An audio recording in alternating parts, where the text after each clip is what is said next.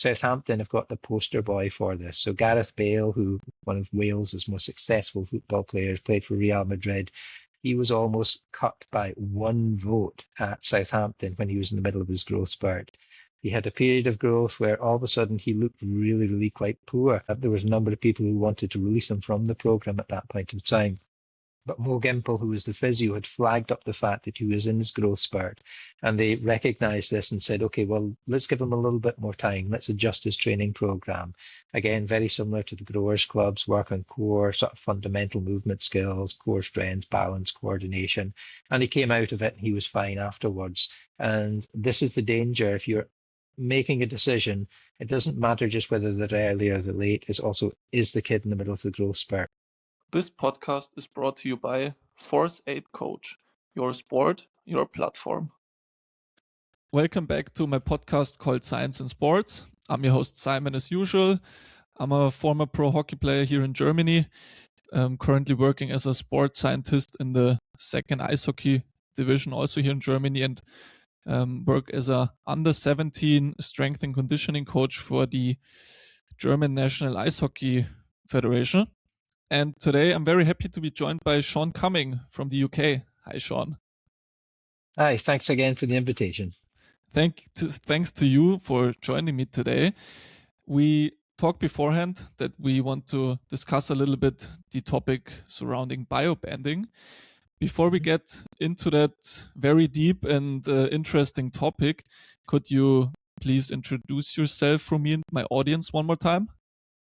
Yeah, so I'm a professor in sport and exercise sciences at the University of Bath in England, and I've been studying growth and maturation for nigh on 30 years now, so quite a long period of time.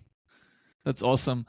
I already told you before we started the episode, I had the pleasure of already talking to Ken Martel from the US Hockey Federation and also to John Lind from the Swedish Ice Hockey Association, and we discussed the topic about grouping kids by age, even though biologically they might be apart in development. So that's like the whole concept of biobanding, when I'm correct.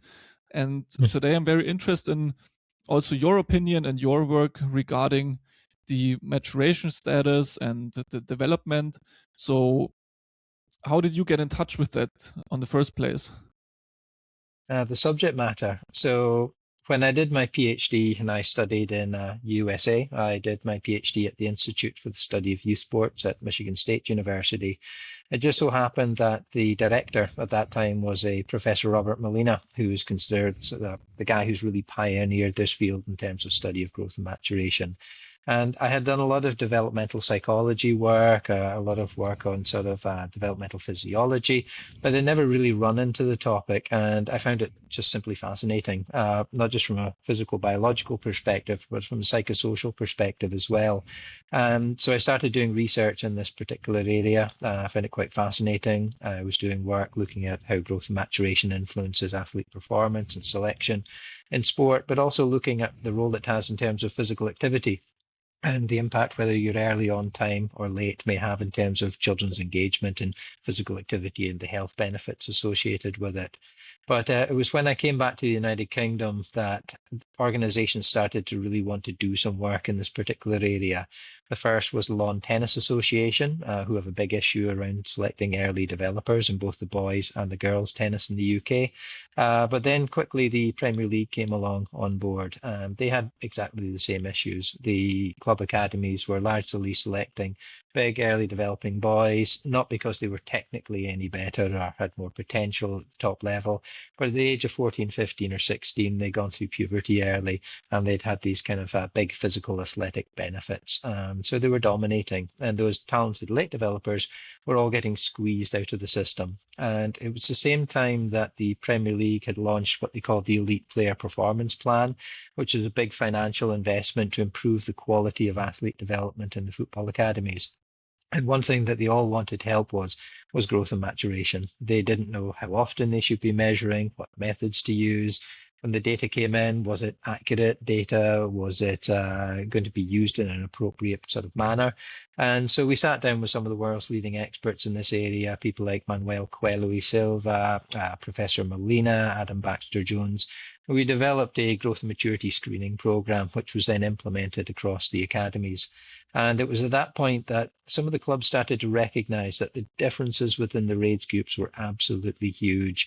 And you had some children who were, it could be like 2 or 3 years ahead of the game in terms of development, some that might be 2 to 3 years behind. And of course, what was evident from the data that was coming in is that from the age of 12, we were selecting nothing but early developers.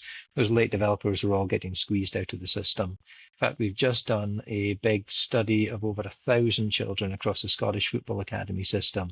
Beyond 14 years of age, there's no late developers in the system at all. Okay. Which basically shows you the power of the selection.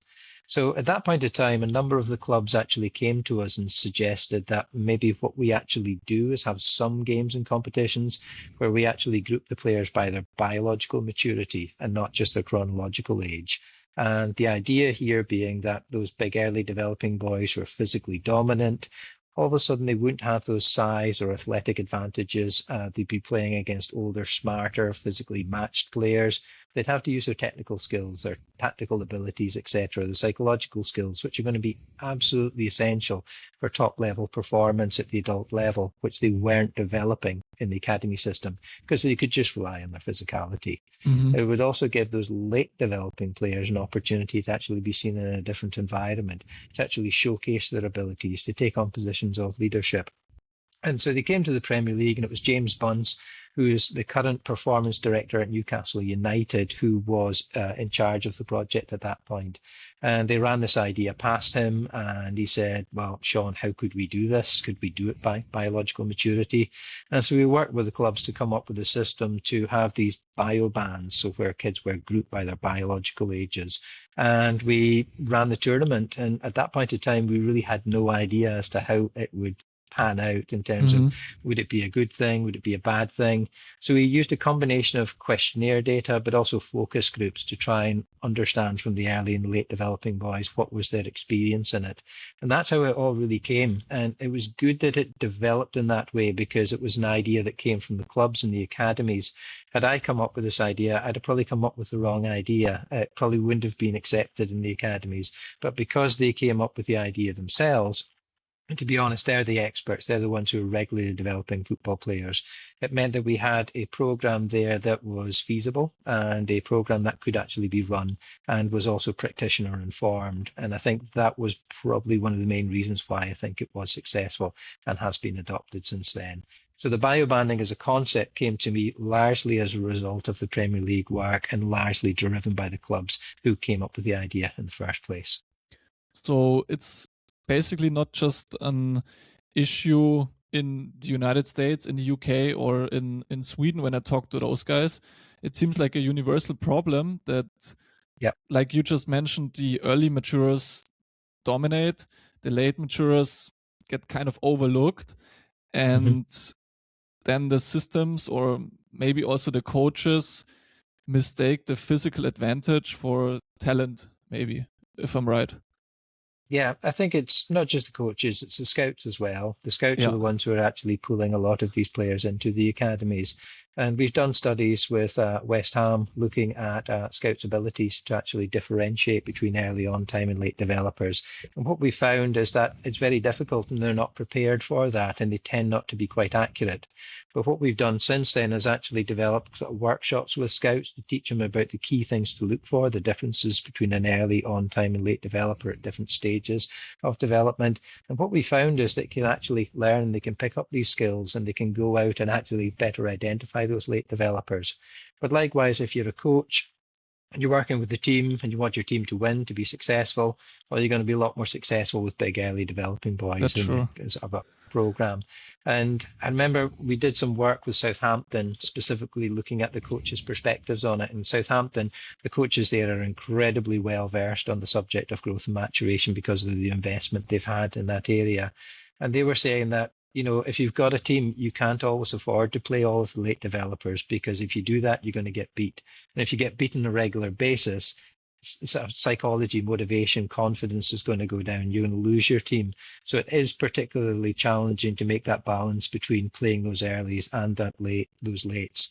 Now, for those lates to stay in the system, they have to be incredible, tactically, technically, psychologically. They have to be off the charts. They have that kind of underdog effect. The early developers, many of them have those abilities.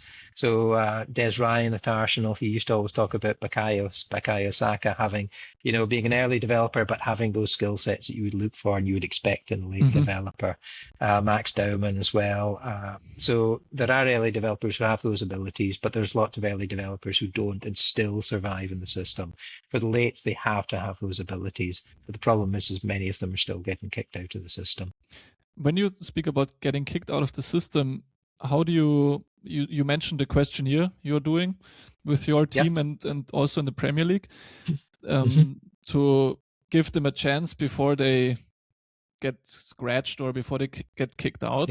Because when I talked to Ken, he mentioned that in US camps, over 90 or about 95% were early or on-time maturers. Do you have something similar in the UK to have a database set? Because you said you have like 1,000 kids you just tested or you just worked with. Is there something as well? That was with the Scottish Football Association. And what was really encouraging was that as soon as we presented that data to them, they said, look, we're going to have to change the rules around flexibility of playing across age groups. And they pushed through a new rule because in the old days, they could only move 3 players per club up and down age groups.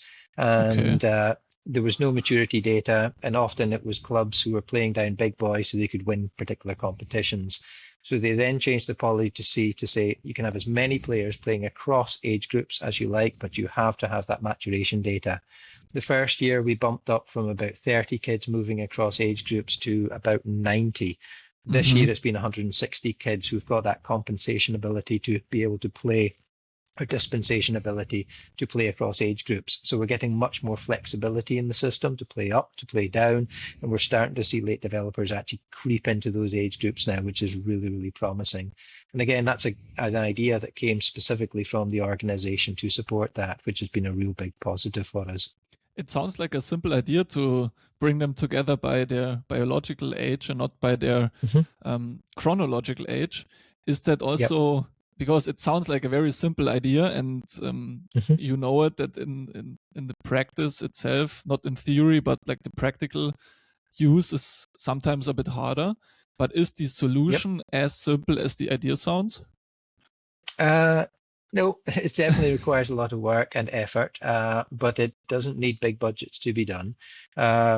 And a good example of this would be the Gaelic Athletic Association just now. So they have started to implement a lot of more growth and maturity screening across, which is pretty much amateur type clubs. And so they've actually started engaging with biobanding. And of course, biobanding isn't a substitution for the age group. It's something that sits alongside age groups. Age groups is still the bread and butter. So most of the games are age group based. But every now and then you change it up with some biobanding. And they've been able to show that in small budgets, etc., you're able to implement these kind of programs with great effect for the clubs. So it really has been quite useful. It requires knowledge, it requires accurate measurement, and an understanding and awareness of what growth and maturation is. But one of the nice things that we've had here, certainly in the UK, is that there's been a lot of education through the Premier League, also through the FA, the Scottish FA as well, not just for sports scientists, but also for coaches. And, I'm always really impressed when I go into the academies now. The understanding and the knowledge of growth and maturation is quite incredible. And it really needs everybody to understand it. It needs the physio, the medical staff, the coaches, the academy head, sports scientists. If everybody understands this concept and they're all having these conversations, they can better support the development of the child. That's one thing I wanted to ask my 2 previous guests, but I've totally forgot it at the end. Now I can ask it to you because you said you work with the Scottish, you work with the Premier League. Does it need to be in a way that it has to go from the top down to the teams, like from an association or from the, let's say from the chief of all academies? Does it need to be from top down, or how does it work in the best case world? Yeah, it was interesting. It was a good question. We kind of yo-yoed on this. Mm-hmm. So it started bottom up. Actually, it was the Premier League clubs that came to the Premier League and said, we need help in this area. We don't understand it. We're not sure that the data is coming through. We know we've got a problem. Please help us. Mm-hmm. And then the Premier League decided, as part of the EPPP, that they would make a requirement for all Category 1 academies to actually be assessing growth and maturation every 3 or 4 months or so. Okay. And this was something that the clubs had asked for, so it wasn't too difficult to implement. You have to have the desire there. If an organization doesn't want to do growth and maturation, they don't think they have a problem, there's no point working with them because you won't get anywhere. The desire has to come from the clubs and the organizations, but also the supporting body. And if you've Mm-hmm. got that, then I think you can have success. And I think, as I said, the reason why the Premier League clubs have had so much success with this, as with the Scottish clubs as well, is because the desire has come from the clubs. And the practitioners, the people in the clubs are the ones who are developing the strategies and the use of this information, whether it be for grouping players by competition or some of our more recent work where we've been adapting training programs to reduce growth-related injuries as children go through those growth spurts. It's all practitioner driven, and it's important that it is because, as I said, those individuals in the clubs know how to use this information better than we do as scientists. We can work alongside them, help them, make sure all the right processes are in place, but it'll be the people in the clubs who solve these problems. And I think that's probably why we've had so much success. Yeah, okay. I have one more like kind of off-topic question, but it's just popped into my head. The measurement of how you know if somebody, a kid or a boy or a girl, is an early or late mature is kind of pretty easy, to be honest. Is there also, or the ways how to figure it out is not that complicated, but is there a way, on the other hand, like I said, it's just a question that just popped into my head. Maybe it's a little dumb, but is there a way afterwards when they are already like 18, 19, 20 to go back and check if he would have been an early or late maturer in the past, just to have a confirmation if the decisions could be different back then? Yeah. So we have a number of clubs now who have got substantial amounts of data and longitudinal data, looking back at early assessments and later on now that the child is an adult. And what we tend to find is that the methods that we're using are pretty good in terms of their accuracy. We did some data at one of the Premier League clubs, or some analyses at one of the Premier League clubs, where we looked at when the children were really in the growth spurt and whether or not the methods were predicting them to be in the growth spurt. And with the Camus-Roche method, we had quite a bit of success. I think it was about 90% at one of the Premier League academies. At one of the Spanish academies, it was about 70% of the time it was getting the assessment correct that yes, they were in the middle of their growth spurt. In addition, if we look at some of the data related to the maturity offset method, which is another kind of popular method, we tend to find that that one isn't quite as successful. It's only getting about 50% of them correct. So choosing your methods is important, but it's equally important to recognize that all methods have their limitations and have their inherent error. Even if we're using skeletal age, which is considered to be the most objective method for assessing biological maturity, that will have some degree of error with it. So I think it's important to consider as many sources of information as possible.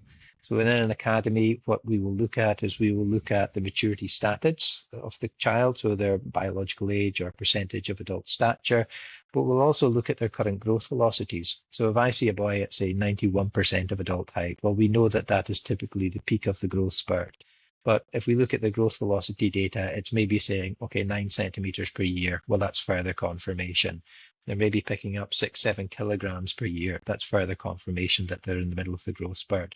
But you can also eyeball a kid. If you understand how the body changes during puberty, you can look at a kid and get a pretty good idea in terms of where they are in terms of their percentages. So if we look at, say, a kid, say, prior to the onset of the big growth spurt, often they've got big feet because they maybe have had the growth spurt in the feet. They've got these long legs like baby giraffes, but tiny little short torsos. They haven't, got the broadening of the shoulders yet.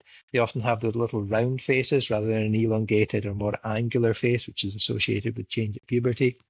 They wouldn't have put on that lean mass at that point of time, less hair on the legs, etc. So if you know the signs and symptoms of puberty and the adolescent growth spurt, you can look at a kid and get a pretty good idea. And of course, that's what we've been doing with the scouts, because often the scouts can't go out and they do the measurements, but they can look at a kid. And if they know exactly what an average 12 or 13, 4-year-old should look like, and this kid looks like a 16 or 17-year-old, well, that's your early developer. Likewise, if they look more like a 9 or 10, wow, that kid's probably got a lot more growth left in the tank as well. And you can even look at mums and dads and stuff. If you've got a tiny kid, but mum and dad are huge, well, it's a very, very good likelihood that that kid's going to be big as well. It's a classic sign of a late developer. Yeah. I think Harry Kane was a really nice example of that. So Harry was small for his age, but dad was 6'1". And they knew that if he got anywhere close to that kind of height, he would be big enough for football. Mm-hmm. And yeah, they had the data on him. They knew he was not just late born, but also a late developer. And that helped inform their decisions to keep him on at Tottenham at that point of time. Yeah. And now he's kicking for Bayern Munich, pretty close to that. Very so well. I'm happy that he's here. When we talk about growth spurts for one more second, you know it also as from your experience. Sometimes in the growth spurts, the performance drops, you lose some coordination or you have confidence issues. Coaches then tend to put it on the side of, he has development problems, but it's a couple of times it is just the growth and the maturation. Is there a way from the systems you implemented in the UK, for example, to know if he's now in a growth spurt with those tests? It's a hard word to pronounce. Or is it actually development problems? So what we do in the academies is, because we're getting the regular measurements and we can see those percentages of adult heights coming along, we can count down to the growth spurt. So we know it typically kicks off at 85% of adult height. So if I have a boy who's 83, 84, I know it's in the post, I know it's coming soon. Okay. But I can also look at the growth velocity at that point of time. And then all of a sudden you'll see that big shoot up. And of course, what was happening is clubs started using it as a countdown clock to the growth spurt. And then when the kids were in those growth spurts, they would manage them a little bit more effectively. They might reduce load if they were having any symptomology of growth-related injuries, maybe change their training content. They might move them onto softer surfaces. They may change the position that they're playing in to reduce accelerations, decelerations. So this kind of concept was first implemented by Ajax actually about 10, 15 years ago by a scientist by the name of Jan Willem Teunissen, who's just completed his PhD and is currently working in the Netherlands just now. And he created what we now refer to as growers clubs. So when kids go into these developmental phases where they experience awkwardness or they're struggling to adapt to the changes in their body, they would actually adjust the training programs to work on key things that they need: core strength, balance, coordination, mobility. And he found that when he was running these programs at Ajax, that it was not just reducing injuries, but it was also helping with that transition at that point of time. And now what we see in the Premier League is very similar programs, actually arguably even more advanced programs. Some of the clubs that we're working with now operate with 4 or 5 level tiered programs for players in their growth spurt. So depending upon how severe the reaction is, whether it be injury or whether it be adolescent awkwardness, they're changing all sorts of different elements of the program. They're looking at sleep, they're looking at playing position, they're looking at surfaces, they're looking at training load, intensity, all of those types of factors to try and better manage those players through those phases. In terms of the adolescent awkwardness and dips in performance, some athletes will get it, not all athletes, but some of those athletes who can get it, it can be really problematic from a talent ID perspective. Now, when we were collecting data at Southampton Football Club, we had 5 years worth of historical match grade data to actually show how well players were playing. And our first study actually simply looked at the early versus the late developers. Where were the differences occurring? And we found that around the ages of 14, 15 years of age, in fact, it was the U14s and the U15s, all of a sudden the early maturers were getting the better performances and the match grades. So straight away, the club was like, okay, when we get to those age levels, we need to look at not just match grades in age groups, but match grades when players are biobanded. When early developers played up, are they still getting a good match grade? Well, if they are, that's great. We keep them. If they're struggling a bit, well, maybe we think a little bit more about it. If that late developer is struggling, but really good match grades when they're biobanded, maybe we think a little bit more about it, keep them in the system. But what we found specifically when we were running that analysis was that there was a period around the under 12s where all of a sudden the early developers looked bad. And my PhD student, Megan Hill, said, look, Sean, could it be because the early developers are going through the growth spurt? So I said to Megan, brilliant question. Go back, analyze all of the data again. Have the kids before the growth spurt, middle of the growth spurt, post growth spurt. And what we found was that there was a dip in performance as players went through the growth spurt and came back out afterwards. So all of a sudden, Southampton are going, okay, it's not just if you're early or if you're late. We need to know if a kid is in the middle of the growth spurt when we're looking at their match grades, because that's going to influence their decision in terms of selection and deselection. Now, Southampton have got the poster boy for this. So Gareth Bale, who one of Wales' most successful football players, played for Real Madrid. He was almost cut by one vote at Southampton when he was in the middle of his growth spurt. He had a period of growth where all of a sudden he looked really, really quite poor. And there was a number of people who wanted to release him from the programme at that point in time. But Mo Gimple, who was the physio, had flagged up the fact that he was in his growth spurt. And they recognised this and said, okay, well, let's give him a little bit more time. Let's adjust his training programme. Again, very similar to the growers clubs, work on core sort of fundamental movement skills, core strength, balance, coordination. And he came out of it and he was fine afterwards. And this is the danger. If you're making a decision, it doesn't matter just whether they're early or they're late. It's also, is the kid in the middle of the growth spurt? Because what you see then might not be what you see, what you get afterwards. Mm-hmm. And a really nice, more recent example of this, again with Southampton, was Alex Scott. So Alex Scott came through the Southampton Academy. He was from Guernsey. It cost Southampton about 25,000 a year, I believe, to fly him back and forth. He was again in the middle of the growth spurt, just dipped in performance, not just in his playing performance, but also his fitness metrics looked bad at that point of time as well. And so it was really, really difficult for them to provide a rationale as to why to keep him into the programme. So he was released from the programme, went back to his island, eventually picked up by Bristol City, succeeded at Bristol City, came back into form, signed by Bournemouth, and I think he's now worth about 35 million. He's in the England national team as well. And it just goes to show you that these are the types of errors and mistakes you can make if you're not taking into account individual differences of growth and maturity. And you know, that Southampton, they're right at the top in terms of understanding of this particular area. So it's an easy mistake to make. Yeah, got it. When you look back now for, let's say, 5 or 10 years or even more, for example, do you think, it's like a direct question, but do you think that the wrong players have been selected a couple of times? And then in comparison to now with all the data sets and, for example, like you mentioned a couple of times, Southampton doing a brilliant job, are now selecting the right players when it comes in those ages and about the age maturity? Do you see a trend there? I think it's hard to say. We actually have all of the Premier League data just now. So obviously I work with the Premier League with Dr. Sean Williams here at the University of Bath as part of a project looking at the growth and maturation data. And we have now historical data to actually look across all of the age groups. And we haven't fully analysed it yet. And I think it's still a challenge, and I think it's still going to take more work, but I think in certain clubs, there's no doubts about it. Correct decisions have been made now because of that informed decision making based upon individual differences in growth and maturity. I was chatting to one of the coaches from a club recently who said, you know, I'd gone up there, done the workshop with them, they'd done their growth and maturation, they started doing their biobanding. And he said he had to fight tooth and nail every year for these two wee late developing boys who were just tiny but incredibly talented. But he managed to get them through every year.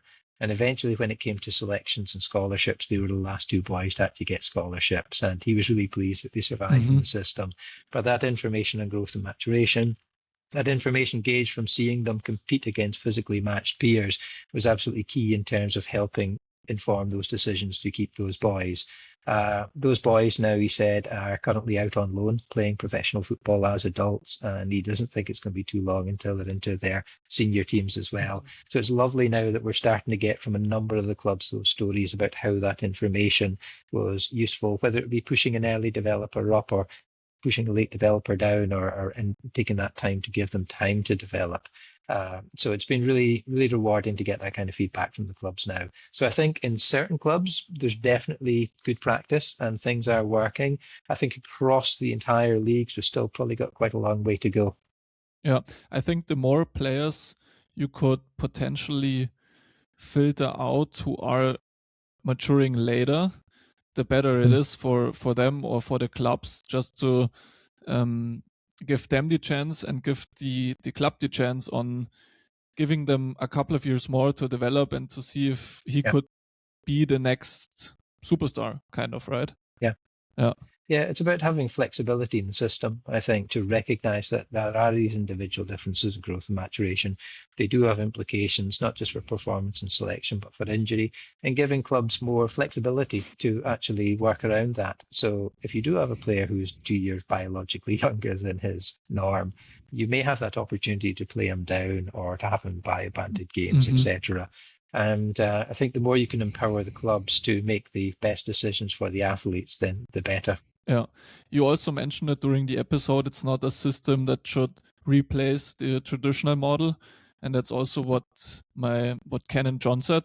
It's just being used in like short blocks during camps, during a couple of times in the season, just to get them used to different environments on the ice or on the pitch for you. And I just asked you a couple of minutes ago about how you get started, kind of, if it's top down or bottom up. If let's say some sports scientists want to try it out in your eyes, where could a team, a sports scientist, a coach start to implement that into his own team? And then in your case, it's pretty big. I mean, we don't have to talk around it. You have the whole Premier League, the whole Scottish Federation, and so on. But for some teams, it might be interesting to hear how they could like get started with it from zero, just in a small scale maybe, but to bring it into the team, to bring it to daylight, to talk to the parents. How can somebody start in your eyes?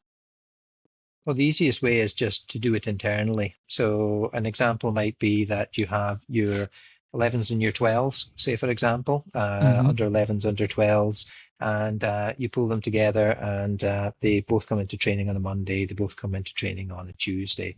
And what you have is on Monday, they train within their age groups. And then on Tuesday, what you do is take the most mature under 11s and 12s and the least mature under 11, 12s, and you have them train and compete separately. So just by doing internal kind of competitions or training days, you can get an understanding of actually how it plays out. Obviously, to be involved in tournaments, you need to find like-minded opposition. And so that can be a challenge because you've got to be able to go out there and say, for example, if I'm a Southampton, I might contact an Arsenal who also like this concept, and we decide that we'll come together and have a bi-banded tournament. So it's a little bit more difficult to do it that way. With the Scottish FA currently just now, they're running regular bio-banded tournaments and they've got all the clubs bought into it. So they ran the world's biggest bio-banded tournament in November. It was 12 clubs across 3 different bands. It was about 500 players across the tournament, and they just made it an official part of their fixtures. And the clubs all bought into it and they all saw benefit from it, which was really nice. We've got our next one coming up. I think it's May, or late April is the next, again, 12-team bio-banded tournament. So the easiest way to start and try it out, pilot it, internally and see what it looks like. And what you'll typically find is that even the naysayers who are critical of the concept will look at it and go, no, actually, there's something to this. And the best thing to do is ask the kids and get the feedback from the kids. And what you'll typically find is that those early developers are coming back going, boy, that was tough, but I liked it. It was a bigger challenge for me. And that these late developers are enjoying the opportunity to actually command the game for once. Yeah. Okay. Next step, we, in our dream world, we just started with the bio-banded groups in a small club. What mistakes are common which you experienced, or what should people avoid when they start to group kids into bio-banded teams, for example? Yeah. So there was definitely some stigma associated with bio-banding. When you have an older boy who's a late developer, telling him to go down and play with the wee boys, That can be embarrassing for some of them. Mm-hmm. But I think we've overcome that step now, and we've done this by, I think, better understanding the benefits and the purpose of biobanding. So what will happen now is that when we go into biobanded phases, there's specific guidance and instruction for what an early developer and late developer is expected from them. So if you just throw a late developer down, he's going to say, well, this is no challenge. Mm-hmm. It was John McEwen actually at Everton. He took away, they have one of their most talented boys was the late developer, and he came back with the exact statement to John. And John said, look, you're looking for the wrong challenge. Your challenge is to go down and be a leader. You're not a leader in your age group. You need to be a leader here. Motivate, organize, communicate, command, etc. Mentor the younger boys. As soon as the lad knew that, he had a fantastic experience. Mm-hmm. And so now when we actually go into the biobanded tournaments, the early and late developers who are playing up, who are playing down, they're instructed, they're given specific goals that we want them to achieve, to use their physicality, to scan more, to release the ball more quickly, to play more technically, tactically, etc. if you're an early developer. In addition, the sports psychologists are going to sit down with that early developer and they're going to teach them about failure and about how to cope with failure, how to be resilient, how to deal with stress, because it is incredibly challenging for them and they struggle with it. But if you can align the psychological support training for it, then they can learn that process more effectively. Mm-hmm. Likewise, at Southampton, Amy Spencer will actually teach the late developers all about leadership skills because that's what they're going to need when they're playing down. And I think if you can go into the tournament and you can explain to the mums and the dads that this isn't about being a good player or a bad player by playing across age groups or bands. This is about getting a new challenge and rising to that challenge. And I think that's key. If the coach knows that, the player knows that, the mum and dad knows that, everybody gets more benefit from it. So I think that's probably been the biggest challenge that we've probably had to come over. But again, here's the classic thing, is it's the people in the clubs who solve these problems. People like Amy Spencer, the sports psychologist at Southampton. A lot of sports psychologists were absolutely upset that we were biobanding. They kept on going on about, oh, what about psychological development, etc. We're sitting there going, well, age groups, what about biological development? You can say exactly the same thing. Smart sports psychologists stepped up and said, no, we play a really important role here. The kids are getting new challenges. We need to give them the skill sets to help them with that challenges. Whether it be doing more scanning practice so that the early developer can have their head in a swivel and adapt more effectively to that game, or whether it be teaching them about leadership or commanding. Mm-hmm. You know, there's some really smart people in the academies and they step up to those challenges and they can solve them. So I think that's probably been our biggest challenge, I think, is just a lack of education. But now, because people understand it and we know the benefits of biobanding, we can better educate people in this particular area. Do you think looking forward in the next 5, 10, 15 years, when you collect even more data, when it's universally maybe more in the focus, that it could then, in theory, I asked that to Ken and John as well, but do you think, in your eyes, the grouping kids strictly by age could change in the future? I don't think so. I think age groups serve an important function in grouping kids relative to developmental attributes that follow age. So if we're looking at experience, you know, how long you've been playing the sport, your motor skills, your social development, your cognitive development, those things actually follow quite closely with age. What doesn't, as I said, is the biological, where you can have huge differences. Mm-hmm. And then a achievement domain such as sport, those differences are going to have big implications.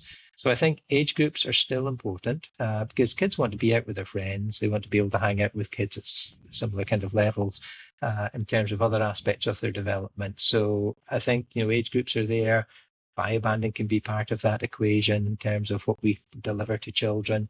But other things such as out of balance competitions or player-led festivals, power play futsal, all the other different formats, the more you can expose kids to different challenges, different experiences, the greater they become in terms of the diversity of their learning skills and their capacities. Mm-hmm. So that everybody gets that kind of important challenge. So no, we still get some of our critics trying to paint biobanding as universal. And that's just something they've made up themselves to try and support their own arguments. It's classic straw man theory. We've never, ever used the word universal because that would just be stupid, I think. It would just be going from one problem to another problem. It's about finding that nice balance. And that's where biobanding can fit in as part of the overall program for kids. Okay, got it, yeah. I have one final question for you before we wrap it up. If you could, in a dream scenario, redesign youth sports from scratch, would you change anything of how it is today or how you are currently working with it at the moment? I mean, it's a hard question, but would you change something the way it is 20 years ago to now?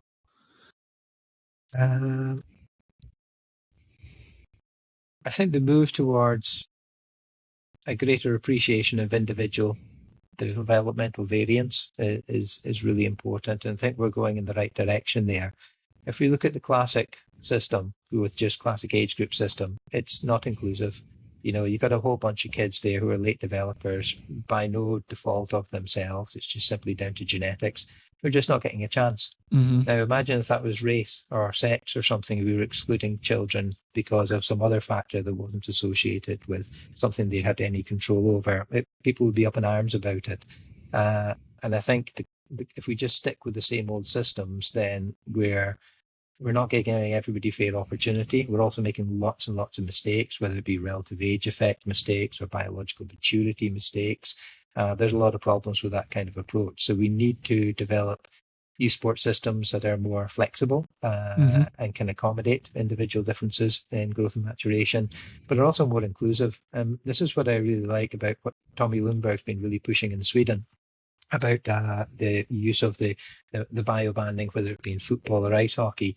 He said this isn't just about player development. This is about giving every child the opportunity, whether you're early or whether you're late developer. You can equally argue those early developers are getting underserved in terms of not getting the appropriate challenges. You can say that those late developers are simply not getting the opportunity. And if youth sports is meant to be something to do with inclusion and education and promoting physical activity, we need to give everybody equal opportunities, and that also caters for individual differences in growth and maturation. So I really like the approach that he's taken there in terms of selling this message, that it's as much about inclusion and participation as it is about identifying the next Lionel Messi or whoever. So I think that's a great direction, and I've been really pleased about how so many of the sports and organisations in the United Kingdom have really stepped up to the plate for this. And they've had resistance and they've had their critics, and we will continue to have them because there's some people out there who really don't understand what we're doing. But they've put their best foot forward, and they've done some fantastic work, and they should be commended for that, I think. Yeah. To sum it up, I think biobanding in total isn't just like a dream scenario or even a tool. It's a different way of thinking about development of the kids. And as a coach myself and as a sports scientist or whatever, I think the main goal should be to find new ways of helping the kids or helping the players develop and grow as a person then at the end and as an athlete. So I think it's a great way of making it easier and making it better for the future.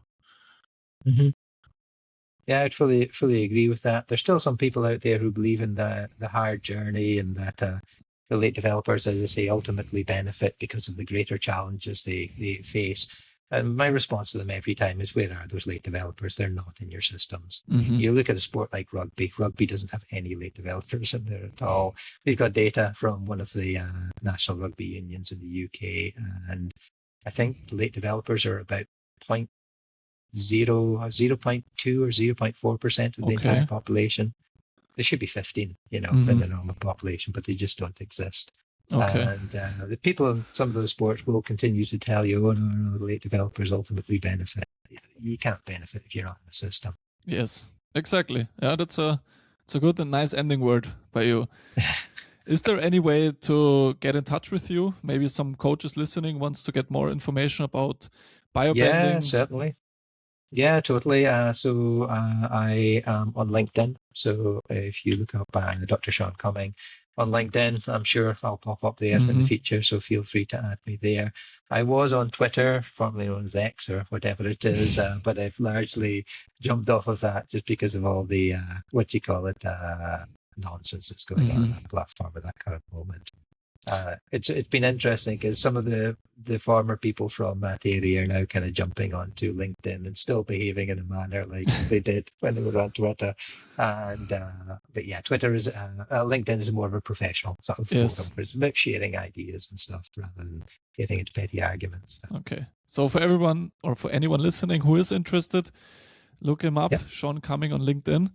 And Yeah. on my end, I'm very happy and very thankful that you came onto my show today, that we could have an awesome talk about biobanding and age maturation and all the things connected to that. So I'm very happy for that. Thank you. Thank you very much for the chance to chat. Always. I hope it's not the last time we get in touch. And Yeah. for now, though, I wish you all the best. And like I said, thank you very much for coming onto my show. You're very welcome. Take care. Ciao, ciao. Thanks for listening to the show. If you enjoyed this episode, make sure to follow the podcast, leave a rating or comment, and share it with someone who loves sports science. And for more content, follow me on Instagram at science_in_sports_. See you in the next episode.